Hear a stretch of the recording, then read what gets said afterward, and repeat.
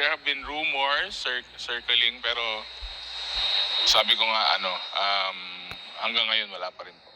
Kasi nagreklamo mga bayan, black daw po ng binablock daw po ng Marcos administration ng impeachment.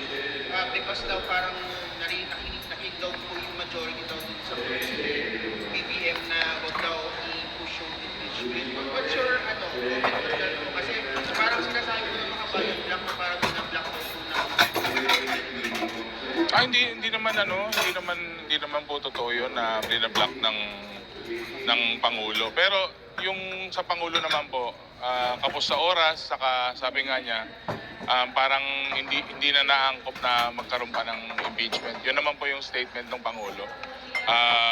Naghain naman na po yung Makabayan Block ng impeachment complaint nila. Sabi nga po, iniaantay pa yung mga ibang complaints para minsanan po na matakal if ever po na may oras pa po tayo. Yun ang nagiging concern talaga, yung oras po na natitira sa session. 2 weeks na lang kasi ang session ng House of September 7. So, do you have the pulse of your colleagues at majority ba na parang are they into takal? Sabi ni Kong, very abante, malamig daw ang leadership. Well, hindi naman siguro malamig, pero parang hindi pa siya napag-uusapan, saka parang hindi pa, dahil nga yung sa time element, medyo hindi pa namin nakikita na angkop siya sa ngayon. But again, sabi ko nga, we still have 2 weeks, so a lot can happen. So walang move from the majority to block the impeachment? wala. That's ano naman. Wala. That's ano naman. Kahit naman po sinong maghain dyan ng impeachment or kahit anong bill po yan, hindi naman po haharang. Kasi ano yan, legislative exercise po yun. Legislative process po. Na ibalik yung death penalty, kasama na rin yung crime of plunder or corruption. Pero sir, hindi po ba naging problematic yun? Kasi predominantly Catholic tayo at meron tayong saka ilang Oh, well, Graph and conversation. Oh. Is just mere partiality. Oh. Partiality ng ang graph, wala yung That's correct. Oh. sa pocket. that is why plunder is the most logical crime to be included in the imposition of the penalty of death. No? Kaya ano yun, kasi may clear benefit dun sa player o dun sa actor. And of course, I think it is a one serious step, no, to really send a signal that corruption should not be taken lightly. Corruption should not be taken or should not be tolerated, so to speak. So yun ang ating ano doon. But more than that, syempre yung crime ng drug-related, no? Yung nagsasmuggle, nag-i-import ng illegal drugs, and nagmamanufacture o nagpo-produce ng drugs, yan ang dapat talagang mapatawa ng parusang death. Vote na by firing squad. Vote na by firing squad para sa corrupt officials. Is it Ano kasi, yung those nations with death penalty implements the penalty via the most acceptable and humane way, no? Ito yung lethal injection. Sa atin kasi, ako personally, I don't really mind in whatever mode, no, they want to implement the penalty, but meron lang, ma-reimpose lang natin, mabalik lang natin yung parusang kamatayan doon sa mga krimen na ika nga karumal-dumal, at saka yung krimen ng korupsyon at pandarambong, no? Pandarambong is plunder. so open kayo? By firing squad. Well, if that is going to be the accepted mode of the majority of the members of Congress, both in the House and in the Senate, then so be it. Sige, elektrika. Kasi kung yun ang acceptable, we have to follow the decision of the majority. Sige, elektrika. Isa rin yun, no? Maganda rin na pinag-uusapan at pinag-aaralan kung ano yung pinaka-acceptable o acceptable sa taong bayan. Sir, yung clarify naman, limited ka lang sa plunder. Limited ka lang sa plunder. Yeah. Yung Oh, Plunder and drugs. plunder, drugs, and other heinous crimes. Murder. Oo. Yeah, the crime of murder. Right now, kasi ngayon, nag-file kami ng bill, no? Yung extrajudicial killing, no?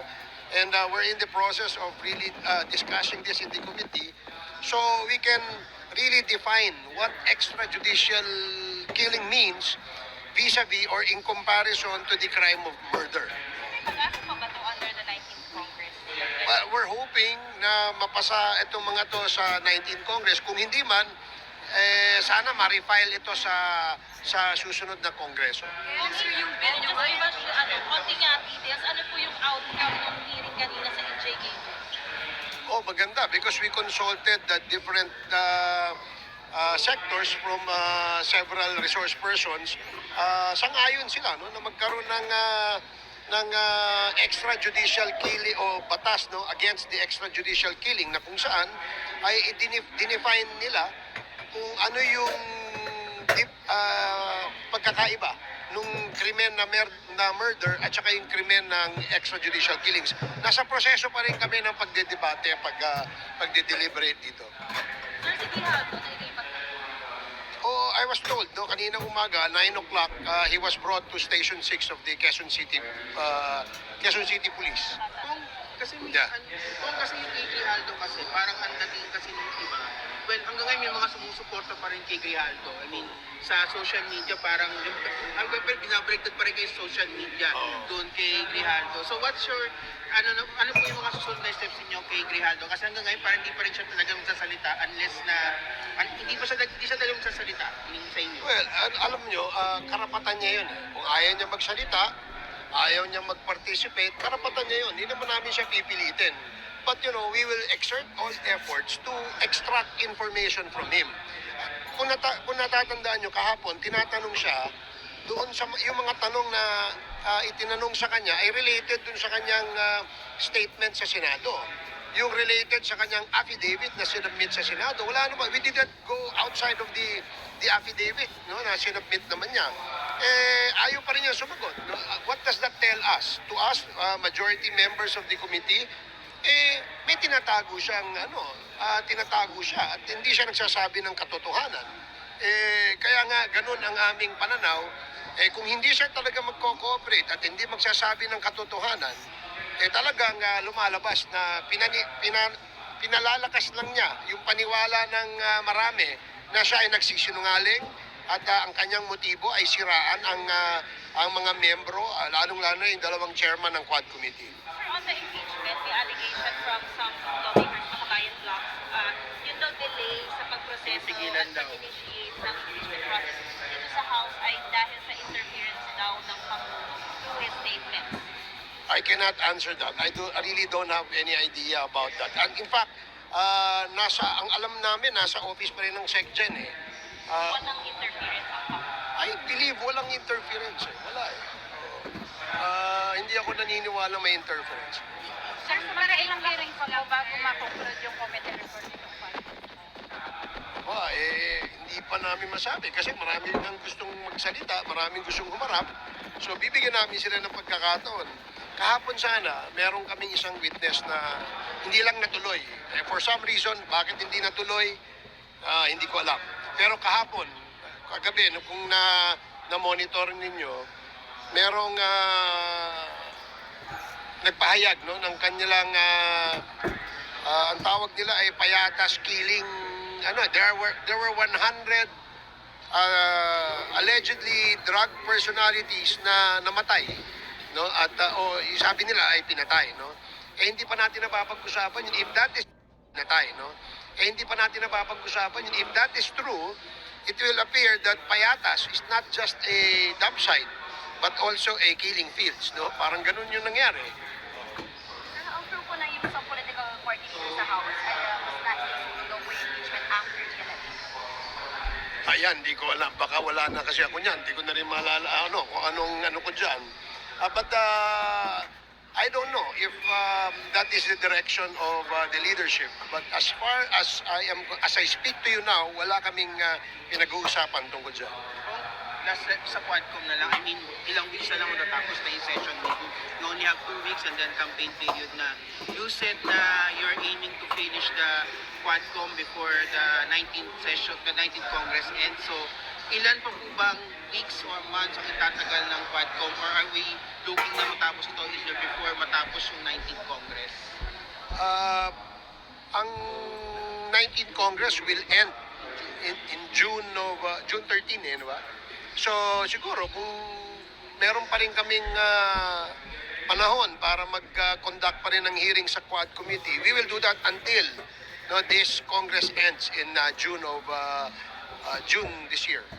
But you were expecting a comprehensive full report by that time po ba? By that time, since we've already submitted the progress partial report, then we will complete it by hopefully before this Congress ends. Nakatanggap kayo ng budget by cabinet? Ng budget, me, ako, no, personally, I did not. Na may ka? Pero Oo. Ano masasabi niyo, sir, na may blanco raw na Yun nga ang mahirap may nagsasabing blanco pero wala namang bata. Remember, the General Appropriations Act is a law, no? At ang batas nito ay pinipirmahan ng mga miyembro ng Senado at miyembro ng Kongreso at lalong-lalo na bago pumirma ang ating Pangulo. No, in this case, maraming pumirma, maraming nakakita, maraming tumingin. Bakit isang quarter lang yung nagsasabing blanco ito? No, there's no law that has been signed by the President that has nothing in it. No? As far as we are concerned, in my experience as a legislator, lahat po ng pinirmahang batas ay kumpleto po yan. so yung ratified version now? Yung ratified version, yung mic ng bayan. Still, the President will have to sign the ratified version. Nakita niyo po ba yung copy ng bago ni-ratify? No, I haven't seen that. I haven't seen that happen. Sir, sa Barayuga lang, sir. Barayuga kayo. Yung question ninyo kahapon kay Renato, may conclusion pa kayo na layo mo siya sa Barayuga, sir? Isang malaking tanong kasi na hindi naman niya nasagot, no, yung kung bakit gumawa sila ng report na si General Barayuga ay involved sa drugs, no? Kasi yun ang nasa report nila Sabi niya, nagkaroon muna ng pagkakataon na yung kanilang station ang nag-investigate, no? Before the district created the SITG, the bigger investigation, no? So, meron silang nirefer na mga report. Ang sabi nila doon, na personal grudge daw ang motive or work-related, no? But belatedly, there was a report that he was involved in illegal drugs. So obviously, merong ginawang pagtatakip, no? Because during that time, it seems that killing a drug personality was the norm. Di ba? At parang nadja-justify. So bakit ganun, di ba? So may ginawang pagtatakip doon sa report na yon, itong si Colonel Grijaldo. So ano magiging recommendation ng Quad? Oh well, we're still studying ano yung pwede naming ma-recommend na sa aming committee report, you will see.